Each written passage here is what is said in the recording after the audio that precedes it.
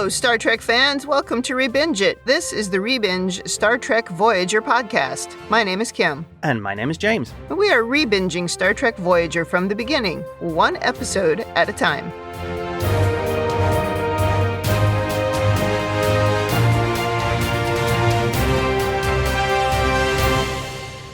Welcome back to the podcast. Today we are on Season 2, Episode 18, Death Wish. This episode aired February 19th, 1996. Before we talk about this one, anything to say about last week's episode, which I believe was 2 weeks ago? I believe it was Dreadnought. No, it was perfect. That was a really good episode. I really liked it. Oh, it was a great episode from an engineering standpoint of we both have worked on projects like that. Well, not exactly. I mean, they haven't tried to kill us, but at their heart, they were technical projects, which made me think of that. Well, what it makes me think of, I guess, are the things I worked on where I just never wanted to have to touch it again. Like, it would just go out and take care of itself. It's not like I was building a self-learning robot, but it was just like it needed to anticipate all the errors and it needed to deal with all the errors and correct itself if it went wrong. And I think we should mention again how brilliant it was that B'Elanna put "Don't kill B'Elanna" at the end of every section of code. Yes, very smart. Well, I was trying to calculate today the release schedule because it's been very confusing since we've had Prodigy in the mix, and we're almost at the end of Prodigy, if my calendar's right, and it could be wrong, but I think next week we release the Prodigy finale. Yes. And we go back to our weekly Voyager episodes, so the Voyager fans will be happy about that. And also, if my calendar is right, it's election week, so go out and vote. Please vote. It's a weird time in America. I'm old enough to remember a lot of elections, and I think I will just say, we don't want to be political on this podcast. We're not trying to upset anyone, but just please vote for sanity, vote for democracy. Go out and vote. Let's start talking about Death Wish. One thing I want to say is we talked a lot on the ReBinge Deep Space Nine podcast about Whiplash, and just a couple episodes ago, we were laughing our heads off at Threshold, and now we have an episode about suicide.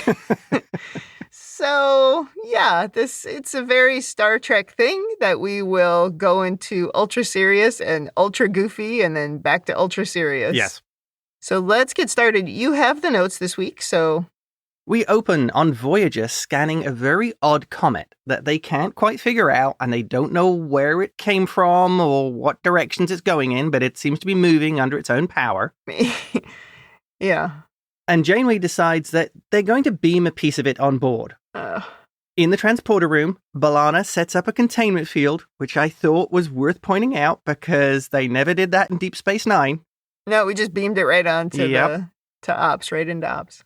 But still, we don't know what this is. We don't quite understand what it's made of. Let's just beam a piece of it onto the ship and see what happens. So they beam over a sample, except what they beam over is a man in Starfleet uniform who just walks through the containment field and says, "Hello, my name is Q," and into the opening titles. Watching this opening, it did make me think of the Jem'Hadar, where they could just walk through force fields when they first appeared. Yeah. And then apparently they lost that ability. Well, maybe they learned how to make force fields that they couldn't walk through.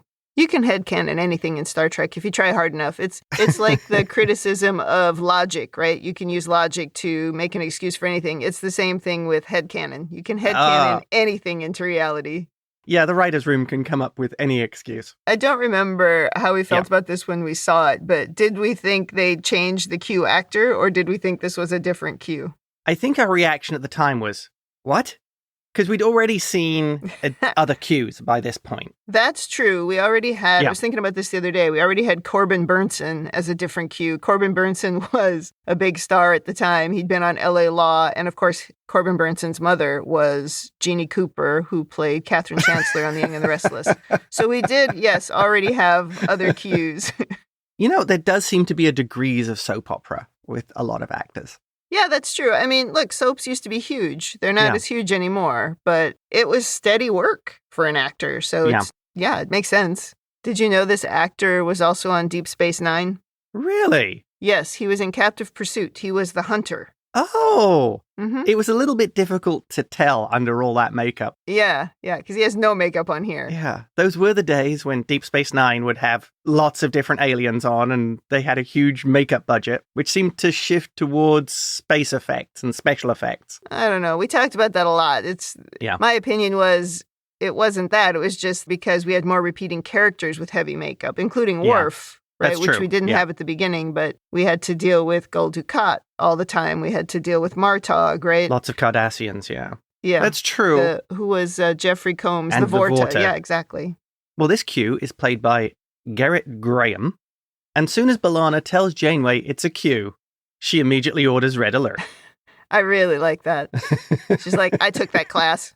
Well, it was great the way her sort of attitude changed. Q immediately starts behaving like a Q, Yes. transporting Janeway to the mess hall and making Welsh Rabbit appear. Mm-hmm. I'd like to try Welsh Rabbit, actually. Sounds delicious. Oh. It's not rabbit. No, it does not contain any Yes. rabbit. Rabbit is actually tasty as well. I wouldn't know, but a cheese sauce is always good. So Q thanks Janeway for freeing him from captivity, and he seems very happy to meet the crew in the mess, calling them mortals. And he tells Kes she only lives for 9 years, and how he envies her. And he explains the one thing he wants more than any other is to die. Not something we've heard from a Q before. No, and it seems like with the Q powers, you could make that happen. As you brought that up, straight into headcanon, I was wondering whether he's using the Q powers, which maybe are centrally controlled or regulated by the Q, so they had either put in a block or some kind of interference so that he couldn't kill himself. So the Q were restricting him from what he could do, or interfering. The other members of the continuum, that is. Well, that truly is headcanon that you're making up there. So I don't know if Completely. that's the case. I mean, I'd like to think they can't take away their powers, but clearly they can. So if they really had a problem with this guy because, and we're going to talk about this a lot more later, but why didn't they just take away his powers then? I don't know. But we'll talk about that more. We jumped ahead. We also learn here that he is not the Q who tormented the Enterprise. Well, we already knew that. And begins giving a little speech, and then says, "Goodbye to you all. Here's the end of me." And, lifts his arm up with 2 fingers and, spins it around. And that's his Q motion, clearly, to make things happen. His flourish. They all have a Q flourish. Yes. However, it just causes all the men on the ship to disappear. He stands there and says to Janeway, "Oh dear, that's not right." Janeway demands he brings them back, but he can't, saying, "Well, that's that. They're just gone." Yeah, oops. Now, that whole part was very Q-like. Yes. I've caused a huge mistake. Oops. Well, just live with it. And Janeway is freaking out. And just like always, when Janeway is mad, she is just right in your face. And it's so funny because she's so tiny all the time. And so she just has to look up to tell people, do you bring him back? This is, I think, one of the things that's great about Janeway as a captain. She absolutely has a presence when she plays the captain. Even from episode 1, she got the brief on who Janeway is. Oh, yeah. Yeah. And this is a great example. She's dealing with this omnipotent, almost godlike creature. And she is in his face and telling him, "What are you doing? Bring my people back." Yeah, she continues to issue orders. Transporting them to the bridge, Q tells Janeway he's not sure how to return the humans, and he ponders who would have had more recent experience with humans. And just like that, appearing behind him, we get the original Q of John de Lancie, who immediately asks, "What have you done now, Q?" Yeah, now there's too many Qs on the bridge.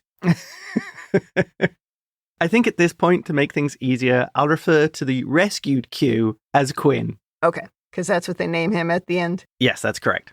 John de Lancie Q explains there wasn't supposed to be humans in the Delta Quadrant for another 100 years, and asks how Quinn escaped.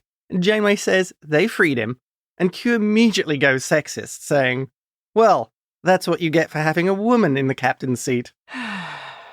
Why? Why would Q, an entity, even though we give him a gender because they dress themselves up in human form, why would they be sexist? Okay, here is my theory, particularly John de Lancie's Q. Q is a living troll. Q is a living troll, I will give you that. We saw how he behaved towards Picard, and how Picard holds Starfleet and the uniform in high regard. It's a cornerstone of his life. And Q would keep on mocking him for that by wearing the uniform. And he tried doing it with Sisko, but it wasn't so effective. He didn't say anything to Sisko about his race. No. I'm sorry, that might... it's just as insulting, okay? So I don't buy your headcanon.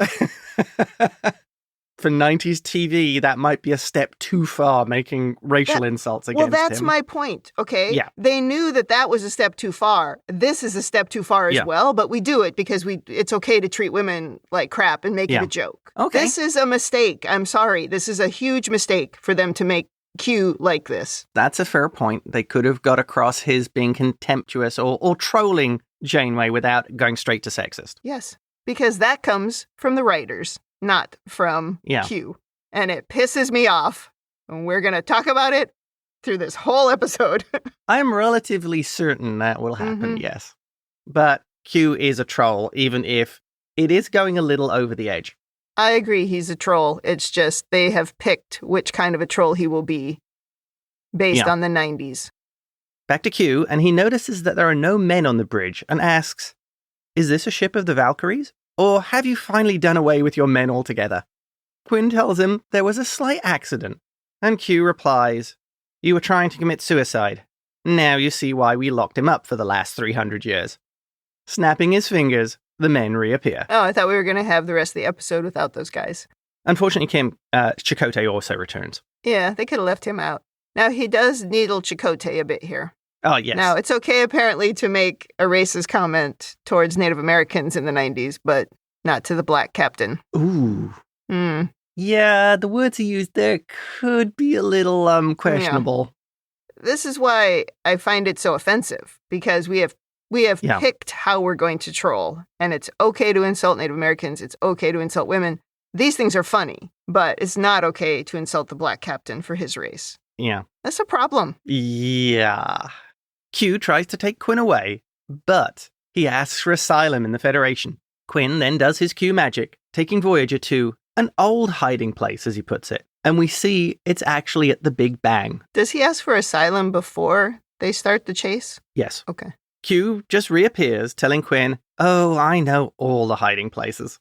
And Quinn jumps again. This time, it's to the subatomic level. And they didn't find Ant-Man or the Wasp. Different universe. That doesn't work either. Q just reappears, and they jump somewhere else. Tom describes their location as tethered to some kind of plant, and we get a funny scene as Janeway orders a wider angle from the view screen, and we get to see they're an ornament on the Christmas tree, which Q takes off the tree and holds, and we get a giant shot of Q's face. And this is really cute in particular because of the Hallmark Christmas tree ornaments. I'm sure there is a Voyager one. Oh, yeah.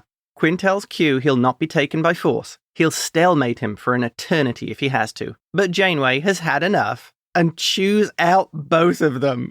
She's like, oh my God. She is in full angry Janeway mode. Q mockingly says, "Did anyone ever tell you you're angry when you're beautiful?" He's so annoying. He reappears back on the bridge, and Paris reports they've returned to where they started from.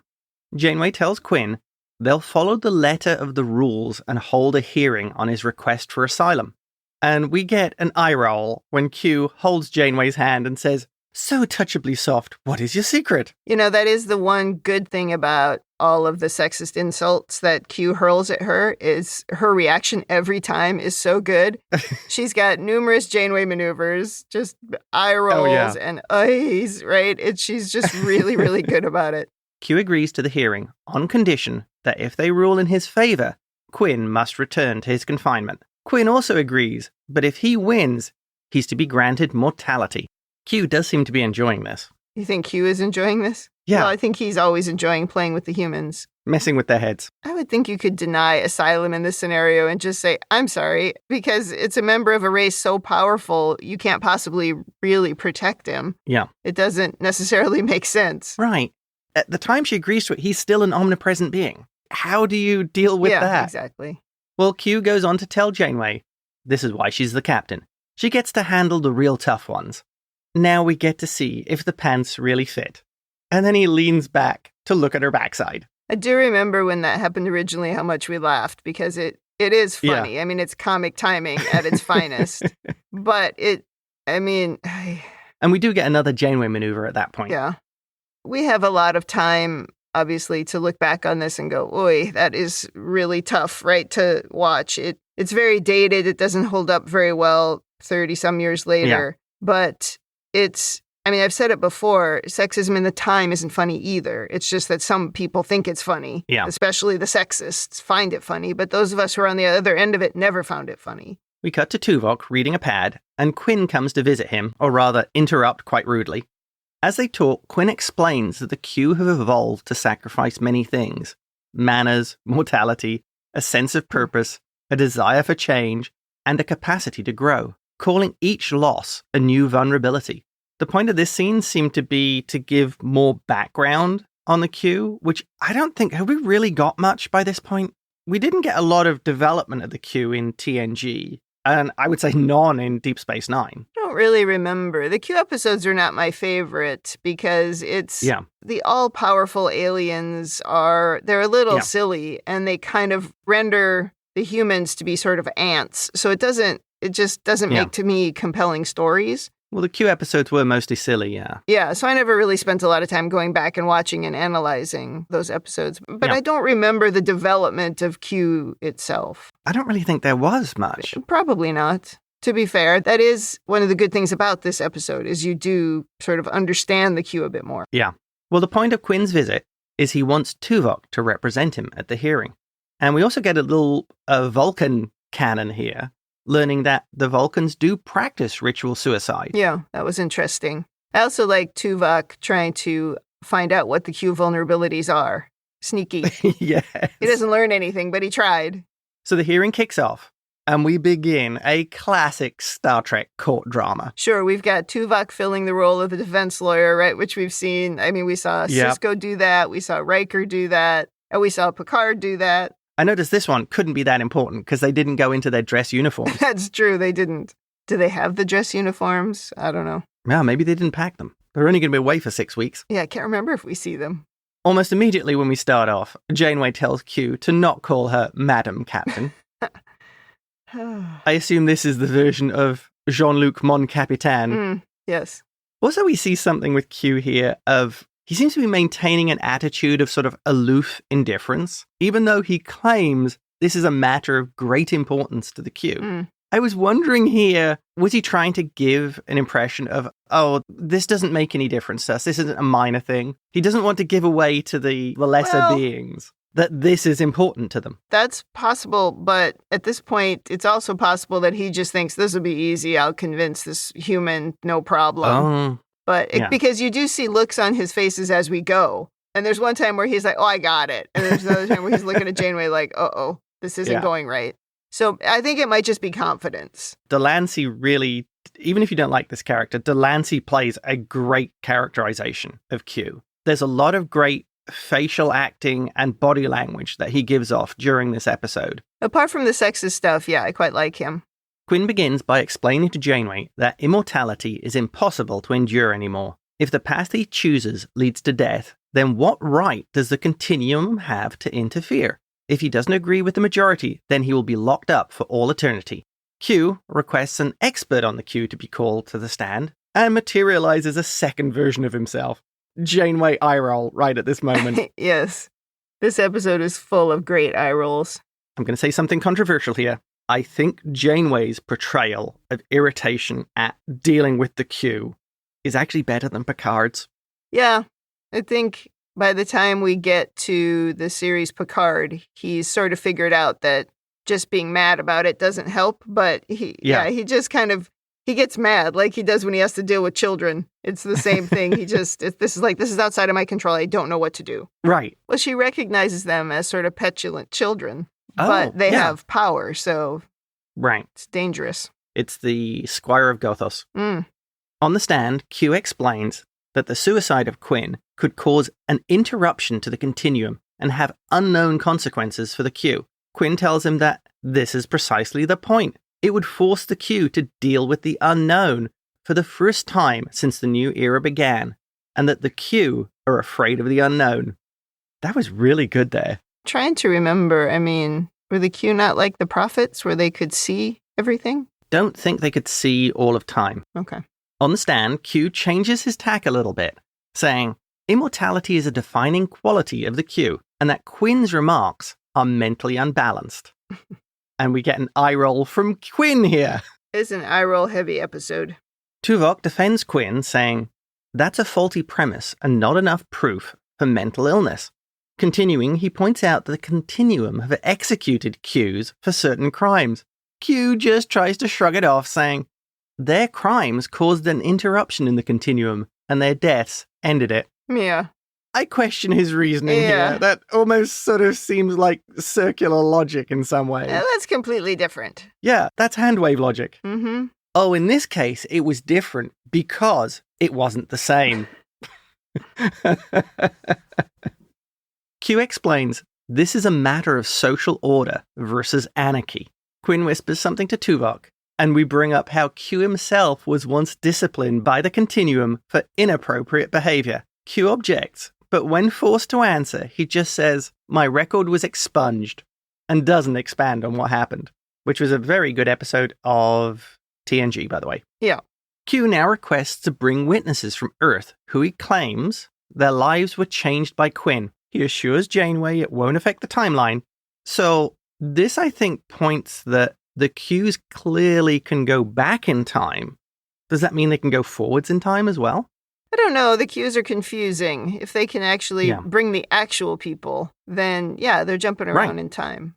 We do a real hand-wavy thing here about, they won't remember. And it's like, so we won't mess up the timeline. It's like, well, but why not? Why not let them remember? Or at least why not let Riker remember if it's his present day? I don't know. Yes, because it's Riker's present day and it wouldn't affect his timeline in the slightest. Right. So I question the won't affect the timeline part, but... Well, this does lead on to a very important question. Who would win in a fight, Q or the Prophets? I don't know, because it seems like the Q could just make the Prophets disappear. But that's true, yeah. To the Prophets, I mean, sometimes it seemed like people needed to be in the wormhole for them to do anything, but then other times not so much. Yeah. The Prophets have like a weird interconnection with the timeline. Yeah. Do you know what I mean? Where they are like... Even though they're outside it. Yeah, because they're like affecting past events to get future events the way they're supposed to be. And the Q, they don't seem like they're doing that. But it seems like they could. Yeah. They're very similar, with maybe the difference being they leaned into the prophets being religious figures that people were worshiping. And we don't do that with the Q. Probably because we weren't quite ready for that, maybe. Well, that happened in the past. DS9 was before this, though. But not before Q. TNG was before. I see what you mean. Yeah. By Deep Space Nine, they were willing to take that step of having of super beings who were seen as gods. Right. Snapping his fingers, Q materializes a hippie, a guy in a wig, and most importantly, Commander Riker. Turns out that Q brought along the hippie, called Maury Ginsburg, and Sir Isaac Newton, the guy in the wig, is because both of them have met Quinn. The meeting with Newton leading to his publishing The Principia, and the meeting with Maury was getting him to Woodstock, where he was working. Turns out he fixed a power glitch, saving the entire concert, and Quinn introduced him to his future wife. This seems a little flimsy. Didn't you know that Woodstock was right up there with Sir Isaac Newton writing Principia? Yeah, I wasn't exactly sure. Was it because of the age of the writers? They thought Woodstock was like such an important part of history. I mean, probably. Most people now don't even know what it is. Most people now would say, isn't it the bird that hangs out with Snoopy? Yes. But for Riker, it turns out one of his ancestors was in the American Civil War. Quinn rescued him when he was wounded in battle. And Q argues that without Quinn, Riker wouldn't have existed at all. And Q delivers a wonderful line here, saying, and without Riker, I would have lost a dozen really good opportunities to insult him over the years. Well, that's true. He does insult Riker a lot. And Riker plays the role of the eye roller with Q. Mm-hmm. Yes. They're dismissed and return back to their timelines, and Tuvok goes on to show how Quinn was confined on the comet. And it's a pretty funny scene where they're all like squished together in this tiny space. Mm-hmm. Janeway asks Quinn if he can show any suffering that would justify a decision to grant asylum, and Tuvok requests a recess while they consider their response. And at the end of this scene, Q is, I think he's got to be like at least a 10 on the smug scale. Yeah, he feels like he's won. And at this point, he probably has won. Yeah. Because what Janeway was asking for was, it's like she understands why people would want to end their life if they're really suffering. And she says she just can't see how Q is suffering, except for when he's actually being held prisoner. That to her does seem like suffering. But she's just like, why is it suffering to be a member of the Q? And it's a good question, because at this point, it doesn't make any sense why he thinks he needs to kill himself. We also get some canon on the Bolians, as she talks about how in their culture, relieving suffering in this way is part of their society. Well, we've seen a few. The Bolians, they're the blue guys? Yes. I mean, there was another race in an episode of TNG, the one that had the guy from MASH on it, do you remember? And Luoxana Troy. Yeah. And it was part of their society that as they got older, they just were like, well, you're not useful anymore, so boom. Oh, yeah. That was a little bit more on the nose because it was just the fact that they were aging. Mm-hmm. It wasn't that there was anything wrong with them. Yeah, and we saw it too in that race that Harry went to visit, right? It was like, oh, you're broken, so... Oh, gosh, that's a really good point. We've seen it. Yes. Mm-hmm. They're a burden on the family. And the family agreed that I should go in the death pod. Yeah, the family agreed that it would be best for me to kill myself. That's true, yeah. Yeah, so we've seen it. And I think Janeway's point with the Bolians was it was to relieve suffering. It was a quality of life issue. So the same with the Vulcans. In the mess, Quinn thinks that they're losing, and Tuvok explains to him how he sees no evidence that a life like his should be wasted simply because he's disgruntled. He sees no logic to Quinn's position. Quinn tells him if only Tuvok knew what life as a Q was like, he would see the logic. Tuvok, very much like a Vulcan, suggests, well, the next step of the hearing is to see what life in the continuum is like. Janeway is now holding a conference with Q and asks if he promises to reintegrate Q, she would see it as a meaningful gesture to rule in Q's favor. And Q tells her they're dealing with the most dangerous man in the continuum, as one of his previous self-destructive stunts accidentally ignited the 100-year war between the Klingons and Romulans. I would say that's a pretty bad oops, and that's probably a good reason to keep Quinn under observation at the very least. Now, do we think he's doing things like that because he kind of likes chaos, because he's bored, as we sort of find out in the continuum, or is it because he actually is sort of bumbling? I think he's accidentally causing these things because they've messed with his powers. The other Q have. Okay. Stopping him from being able to self-terminate. Okay. Q, in what I think is a really good example of, I think, the way Q just thinks, immediately goes into bribery. Showing Janeway Earth and saying, the continuum would be willing to do her a favor if she rules in theirs. Can I just say, take the deal? Oh, I would think you might really want to take the deal, but Starfleet captains are so burdened by their morality. Yeah, I know she can't, but this is where someone should knock her out and go, we accept. Oh, this would be the perfect place for Tuvok to say, I decided we were going to do this because you couldn't, Captain. Yeah. This is where he should have been doing that. Yes, or Chakotay or somebody. Oh, Chakotay would screw it up. They'd end up further away. Yeah, in the wrong timeline. Back in the hearing, the two Qs confer and they agree to a visit to the Q continuum. And then Janeway, the two Qs, and Tuvok appear on a road in the desert. Quinn describes it as a manifestation of the continuum that they hope falls within their level of comprehension. I really like this part of it. If it's like, what does their actual dimension look like? And this is like a representation that humans could understand. Right. I thought it was a really nice, not just Star Trek, but a really nice science fiction concept in the story. It took a lot of explaining, though. Like, it really takes Quinn's whole speech before you kind of go, oh, okay, Yes. Now it makes sense. It's funny, I think this is actually the best part of the episode. Yeah, I would agree with that. Because you get this explanation of what the Q are and what their continuum is. Q leads them to a farmhouse that also looks like a gas station, where the clocks have no hands and there's little infinity symbols on things. It's funny, the clock with no hands did kind of freak me out. It's almost like I understood just for a moment, oh, time has no meaning. Yeah. Time's irrelevant. Yep. Around the farmhouse, we see a couple playing croquet, someone playing on a pinball machine, and an old man and a young woman reading books on the porch. Quinn tells her he's done everything here. He's played the game, been the dog sitting on the porch, and has even been the scarecrow. Q mockingly replies, "Oh, we've all done the scarecrow. Big deal." That made me laugh. Yeah. And also Janeway is like, why would you do that? Well, because there's nothing else to do. Right. I've done everything else. Yeah, that was another part of it. Mm-hmm. Q tells Janeway everyone is happy here.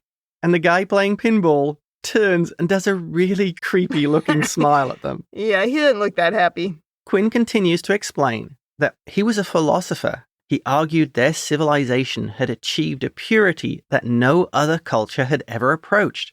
And it was wonderful. For a while. At the beginning of the new era, life for a Q was a constant dialogue of discovery and issues and humor from all over the universe. Then Quinn says, but look at them now. All the while, the other Qs all sit or stand completely silent. Tuvok tells Quinn he doesn't hear any dialogue. And Quinn tells him, because it's all been said. Everyone has heard everything, has seen everything. They haven't had to speak to each other in 10 millennia. Because there's nothing left to say. That's creepy.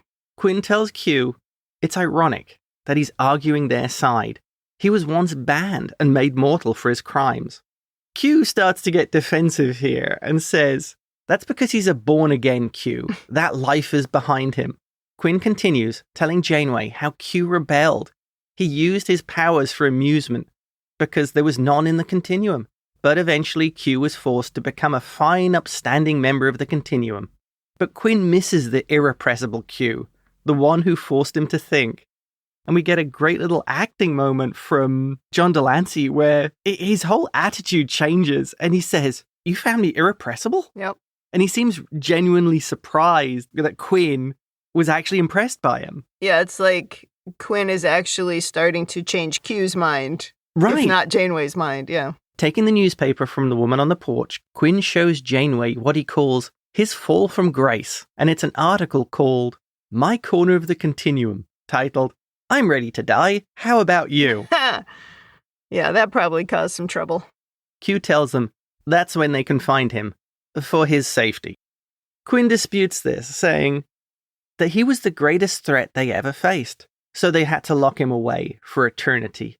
And by doing that, they were saying, an individual's rights are protected only so long as they don't conflict with the state, and nothing is so dangerous to a society. Well, he's not wrong.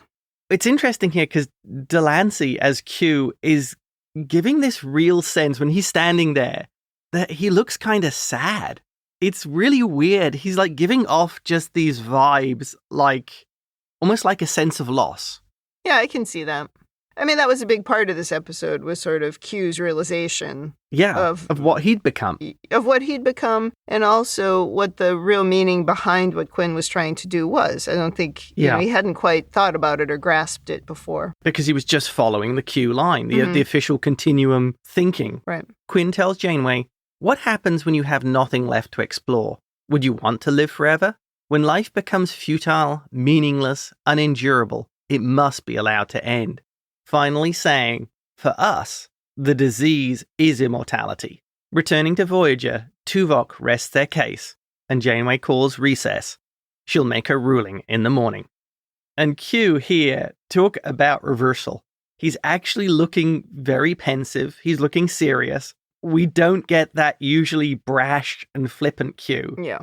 It clearly shows this had an impact on him. I think that speech and those scenes really are the heart of this episode. Yeah, there's so many shows where when we watch them and somebody stops to give a speech, you're just like, you're ruining it. Yeah. But Star Trek, it's the very nature of the show, is the speech. It's the big speech in a small space rather than the dramatic speech to the entire empire, as it were. Yeah. Janeway is sleeping in her quarters and is shocked to find Q sitting in her bed in a nightcap and gown. Didn't he do that to Picard? Mm-hmm. He brings up the Q's offer, and she calls it a bribe, and it won't change her decision. Duh, take the bribe. Q makes a new offer, saying if she rules for him, they won't send Quinn back to the cell. but they'll assign someone to look after him. He tells her he'll take her home. She'll be a hero, the captain that brought Voyager back. Finishing with, I never did anything like that for Jean-Luc. There's a couple of things. Look, there's some stuff in the scene I don't like, and I'm sure you know what it is, and we can move on. But there are some things in the scene I really do like. Like when he says to her, are you going to take the deal? And she's like, the bribe. Yeah. And Q says, I told them you wouldn't take it. I thought that was cute because, he knew as well. Yeah. I think because he has more of an understanding of humans. I mean, even Quinn doesn't really get them. He has more of an understanding of the captains. Not every human wouldn't take that deal, but he does know what Starfleet captains are because he's had so much experience with Jean-Luc. That's a really good point. Yeah. He's had dealings with all the captains that we know of. Yes. Well, not Kirk, but yes. Well, that depends on your view of the Squire of Gothos. Yes, that's true. The other thing I liked in this scene is when Q changes the offer and says, okay, we won't imprison him, right? And he says to her, that's what you wanted. You've won. And with her back to the camera, Janeway says, yeah, that's what I wanted. And I thought that was so good, the way she delivered it and also the way it was shot. Because clearly she's just like, why did I want that? That's not right either now. And so I thought they showed her sort of internal conflict really well in this scene. Yeah, this is the point where you see that her perspective has changed. Right, yeah. And she's finding it painful.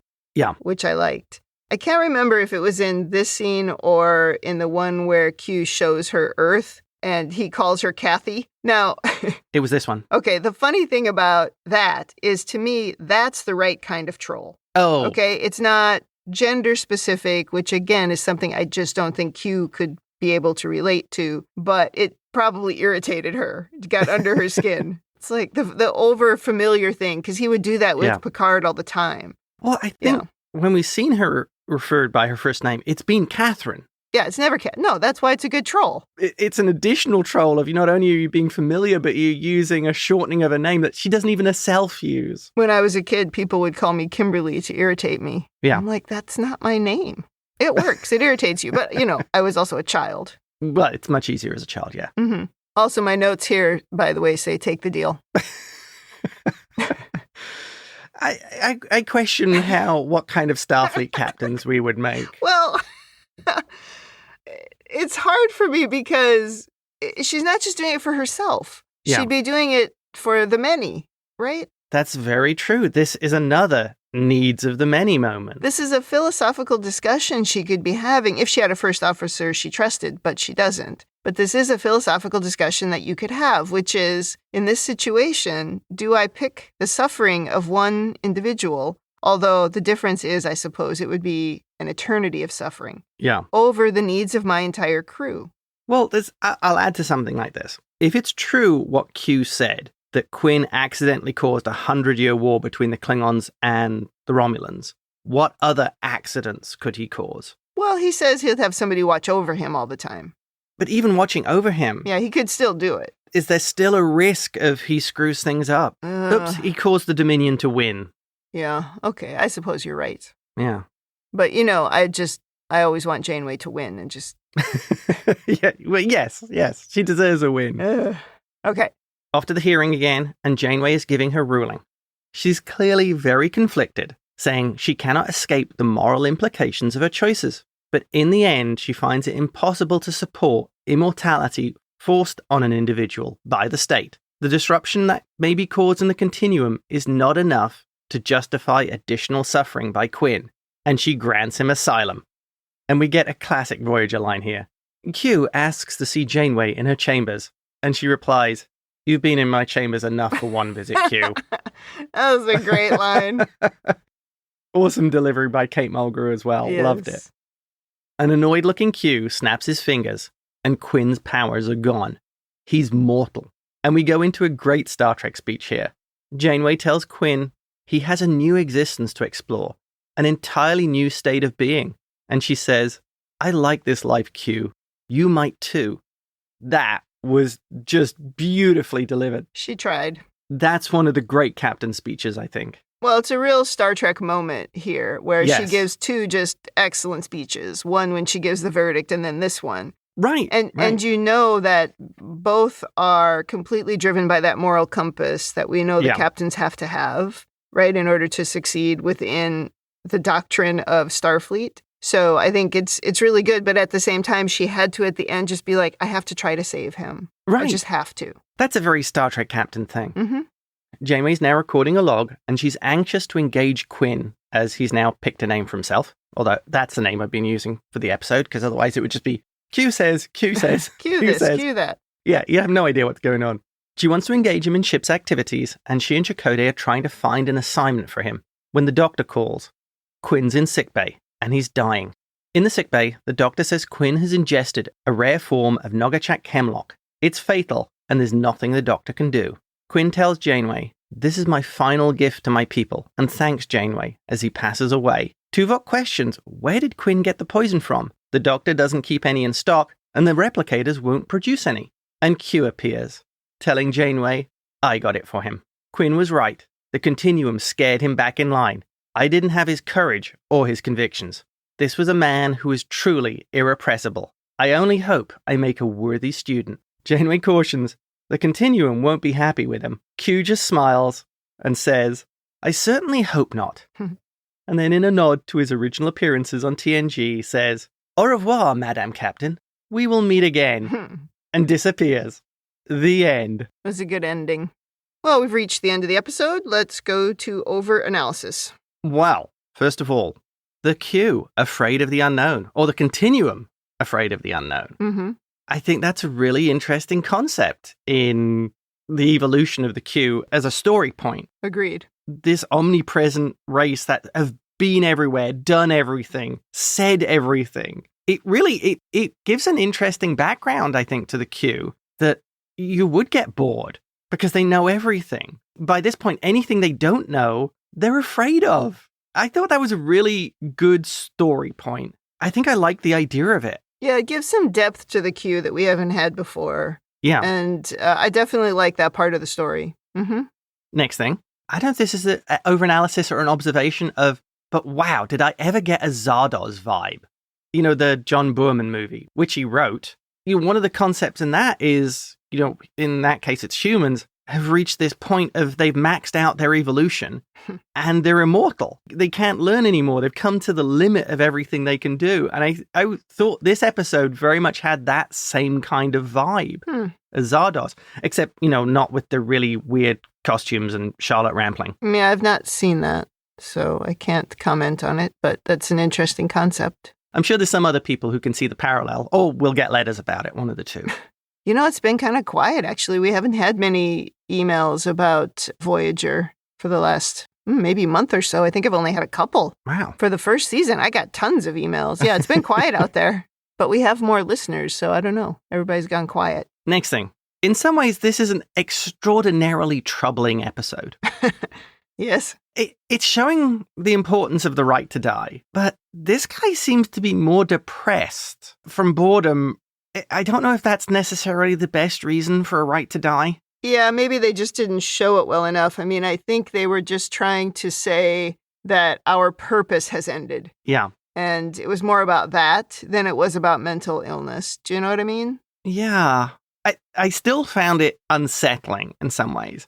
I get his point. I guess they built that at the end. Yeah. But it felt like it was a little bit too flippant. Right, yeah. And it was a little bit too funny until it got to there. And I don't think they managed to make it serious enough. Yeah, I see your point. And I think it would have made more sense if what Janeway had granted him was a mortal life rather than the right to kill yourself, right? That would have made more sense. It's like, okay, now you can see what life is like just in a normal mortal body where you don't, you don't have any powers. That maybe would have made, I think that's what she thought she was doing, right? Yeah. She was hoping that's what she was doing.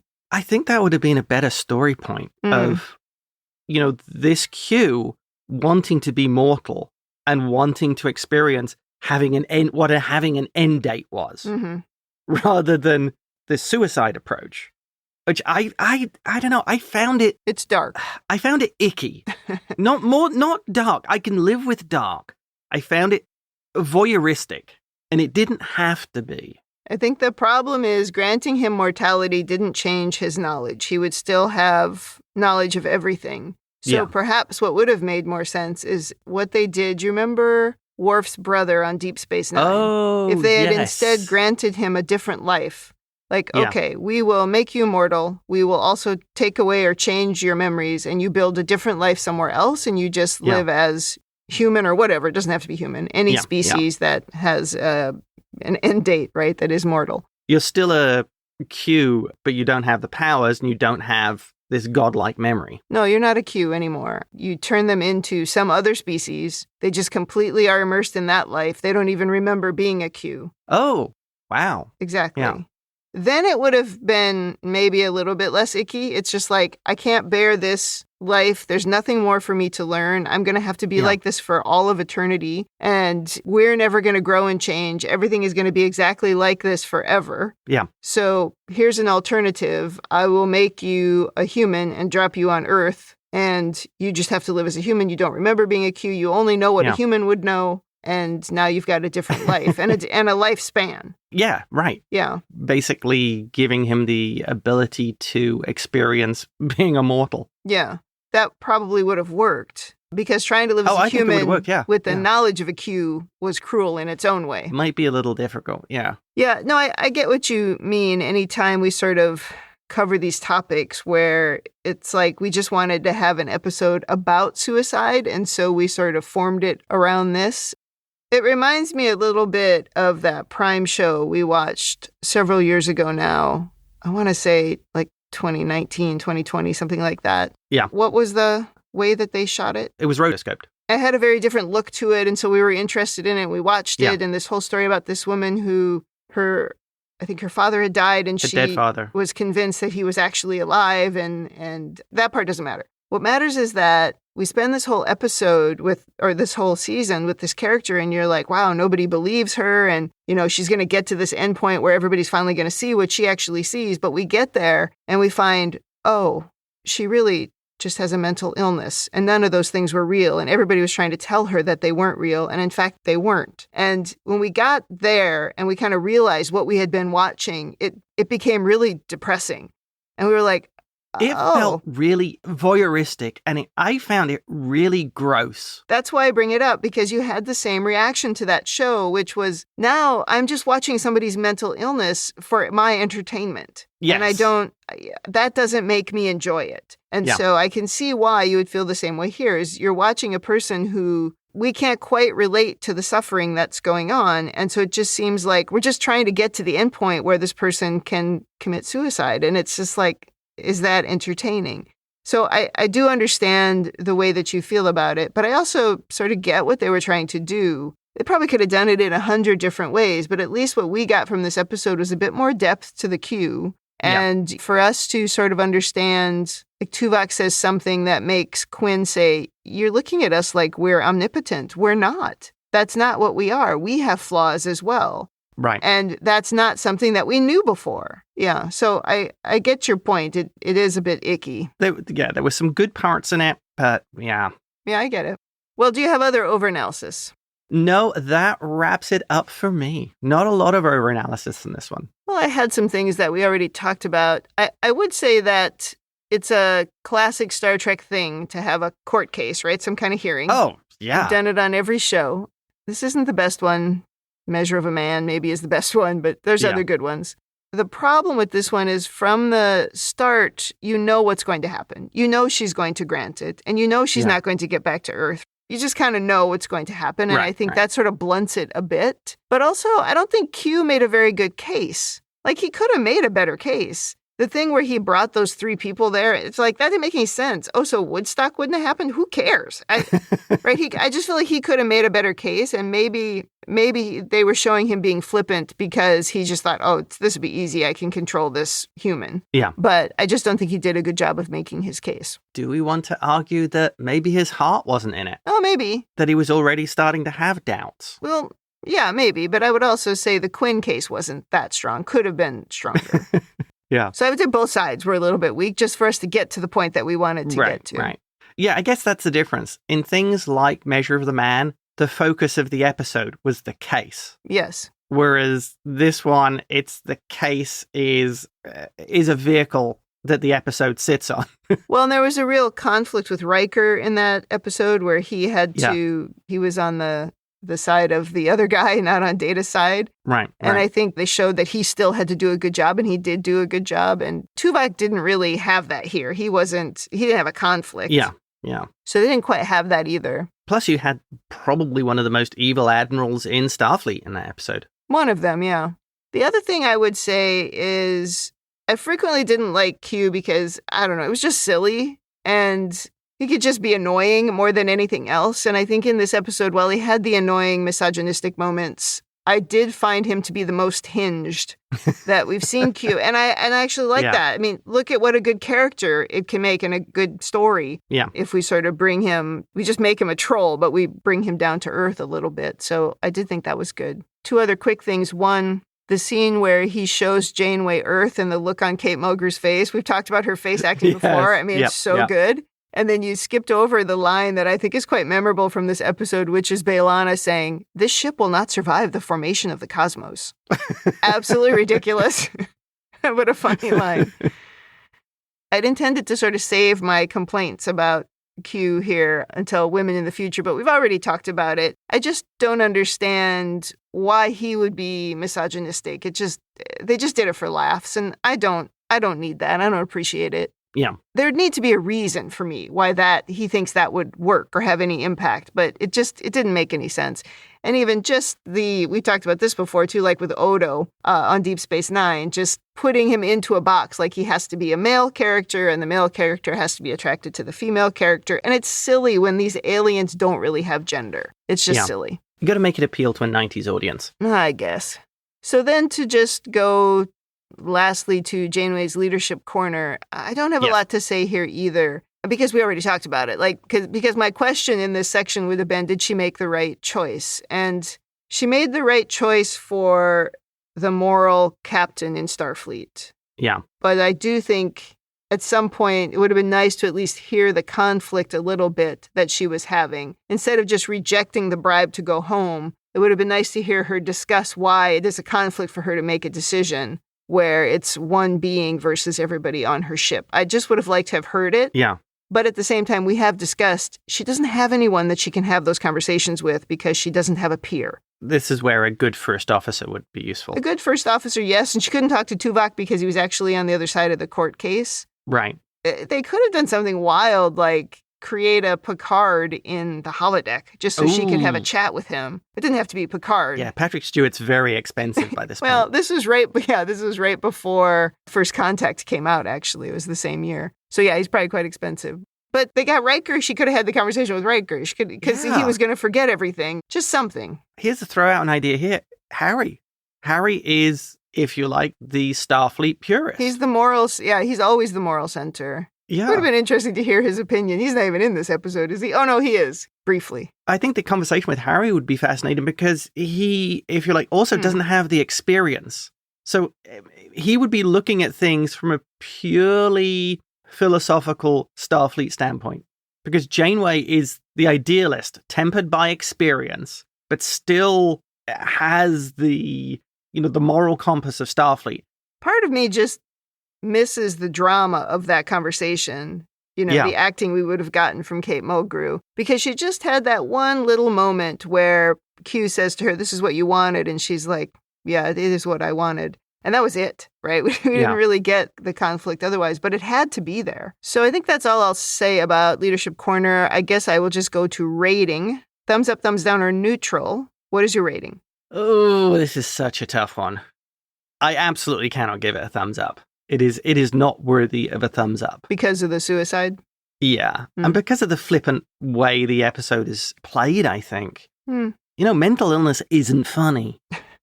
It was in the 90s. Apparently. So was sexism. Yeah, true.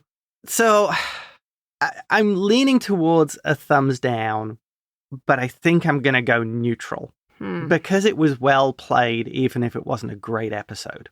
I might change my mind by next week, but I'll leave it at that for now. I don't know. I didn't put a rating in my notes. Because, I mean, I get what you're saying. There are some really good things in this episode. Yes. And apart from the sexist stuff, I did like the Q, which I don't normally. So I think that was good. And there was some good acting as well in this episode. Well, the scene by the farmhouse was great. That whole scene was really well delivered. And it was classic Star Trek in that we had a court case, right, that was pretty monumental. Yeah. But there are these big hand waves in the episode, like around, though this guy could just send you home. And you're just going to not even talk about that? That's a bit hand wavy to me. Because he sent you back in time. He put you on a Christmas tree, whatever. Like, he could have just sent you back to Earth. And we didn't even talk about it. So I think that's a real weakness. Although I see what they're trying to do. Because they're trying to tell, just like we've said many times, they're trying to tell a really big emotional story in a tiny little window of time and a tiny little window of number of sets. We're only either on Voyager or we're at that one gas station in the desert somewhere in Eastern California. So I agree. It's a hard one to rate. I think I'll also go neutral, maybe for slightly different reasons than you, but I agree that it's hard to give it a thumbs up. I actually think it's a very watchable episode. I think people should watch it. Yeah. But there's something just a little off. I'm with you. Yes. That's a good way of putting it. Yes. A little off. When you think about the way you're saying, which is we're being so flippant about something as serious as suicide, it does make it hard.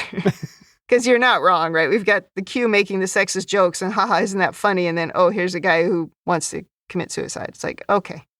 Well, that wraps up season 2, episode 18. Come back next time after the election. Yes. And the first episode after the election will be our Prodigy finale. So we will get back to weekly Voyager episodes after that, which everybody will be happy about. Ideally, and we'll be able to announce that there'll be a season 3 of Star Trek Prodigy. Oh, I hope so. Such a good show.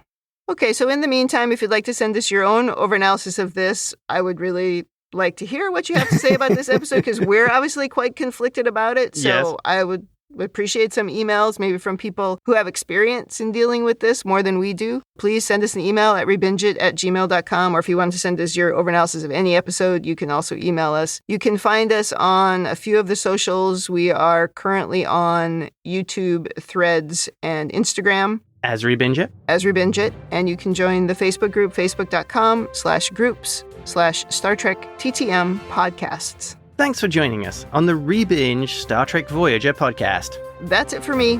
And that's it from me.